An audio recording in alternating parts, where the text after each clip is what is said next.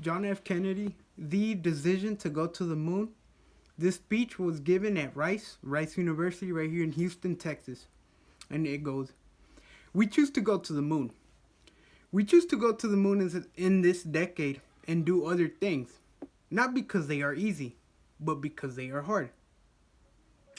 Because that goal will serve to organize and measure the best of our energies and skills.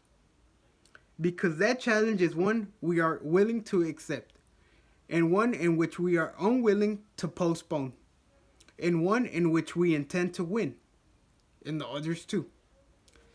It is for these reasons that I regard the choice from last year to shift our efforts in space from low to high gear as among the most important choices that will be made during my incumbency in the office of the presidency.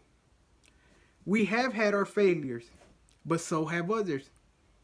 And even if they do not admit them, and they may be less public, to be sure, we are behind. And will be behind for some time in manned flight. But we do not intend to stay behind. And in this decade, we shall make up and move ahead. And finally, the space effort itself.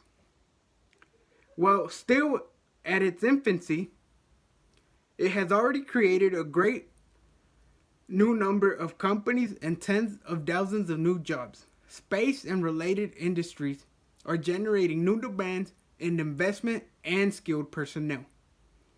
And in this city, and in this state, and in this region, will share greatly in this growth.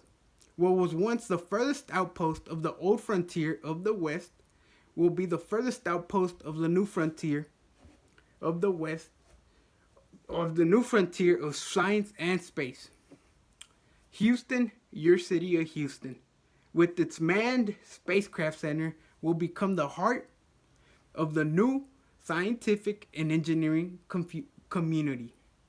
During the next 5 years, the National Aeronautics and Space Administration expects to double the number of scientists and engineers in this area, to increase its outlays for salaries and expenses to $60 million a year, to invest some $200 million in plant and laboratory facilities, and direct their contract for new space efforts over $1 billion from this center in this city.